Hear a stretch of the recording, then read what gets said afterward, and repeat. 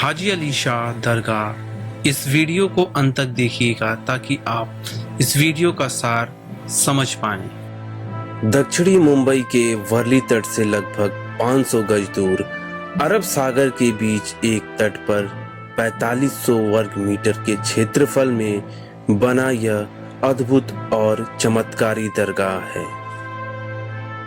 विश्व के चुनिंदा धर्म स्थानों में से एक है जहां सभी धर्मों के लोग एक साथ भाईचारे और प्रेम के साथ धागा बांधने और मन्नत मांगने आते हैं।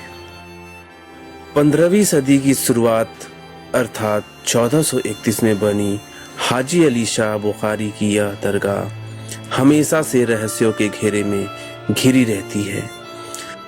सवाल यह है कि समुद्र में आने वाले तूफान और ज्वारों से उठने वाले बड़े बड़े विशालकाय लहरें आसानी से किसी भी बड़े से बड़े भवन को नेस्तो नाबूद कर सकती हैं, लेकिन आज तक ये लहरें इस दरगाह का बाल भी बाका क्यों नहीं कर पाए। इस रहस्य को और भी गहरा बनाता है दरगाह तक जाने वाला सीमेंट का एकमात्र मार्ग, जो समुद्र में ज्वार आने पर पूरी तरह से डूब जाता है और कुछ समय के लिए तत्कालीन इसे बंद करना पड़ता है। लेकिन हैरान करने वाली बात तो यह है कि समुद्र में उठी इतनी बड़ी से बड़ी लहरों का एक भी बूंद दरगाह के अंदर नहीं जाती। लेकिन क्या आप जानते हैं कि आज के आधुनिक समय में विज्ञान के पास लगभग हर चमत्कार का वैज्ञानिक तर्क होता है, लेकिन वह भी दरगाह के इस चमत्कार के आगे अपने घुटने टेक चुका है। तो आइए जानते हैं इस चमत्कारी दरगाह का रहस्यमय इतिहास। एक बार पीर हाजी अली शाह उज्बेकिस्तान के वीरान जगह पर नमाज पढ़ रहे थे। तभी वहां से एक महिला रोती हुई जा रही थी।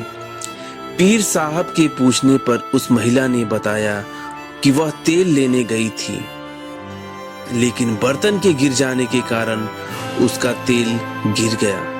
अब उसका पति उसको मारेगा।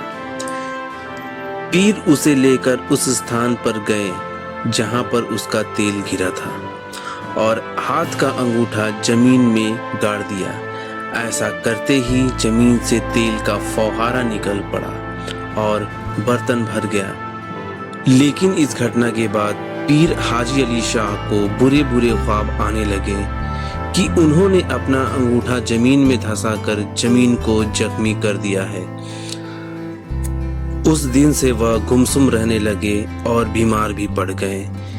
इसके बाद इन सब से बचने और व्यापार करने के लिए हाजी अली शाह अपनी माँ से इजाजत लेने के बाद अपने भाई के साथ मुंबई के उसी जगह पर आ पहुंचे जो दरगाह के करीब था।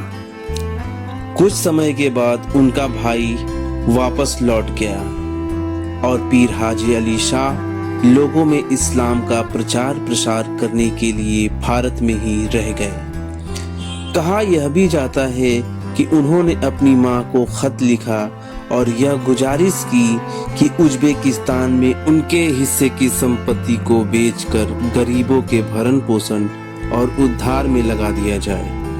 कहा यह भी जाता है कि हाजी अली शाह अपने दौर के बहुत ही बड़े व्यापारी थे, लेकिन इस्लाम के प्रचार और प्रसार के लिए अपने व्यापार और आराम की जिंदगी को छोड़कर एक संत के जैसे जीवन जीना शुरू कर दिया। इसके बाद पीर हाजी अली शाह अपना सारा धन दौलत गरीबों में बांटने के बाद हज के लिए मक्का की ओर रवाना हो गए।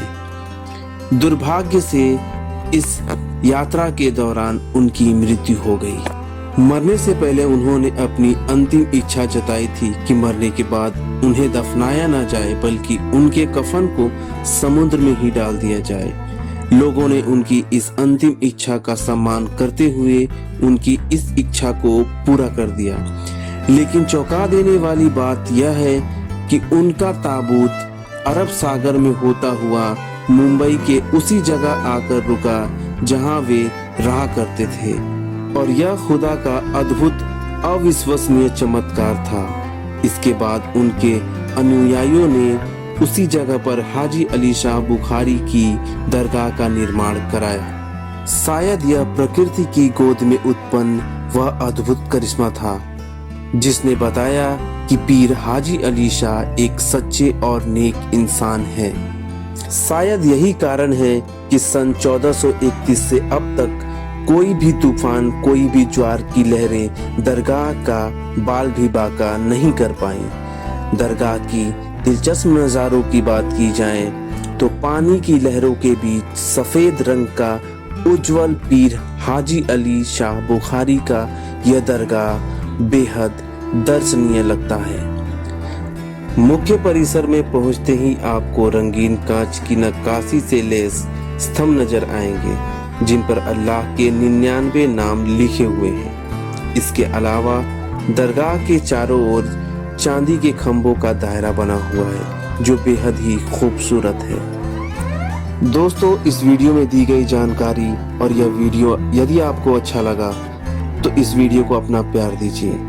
मिलते हैं एक अच्छी और नई वीडियो के साथ। तब तक मुझे दीजिए इजाजत।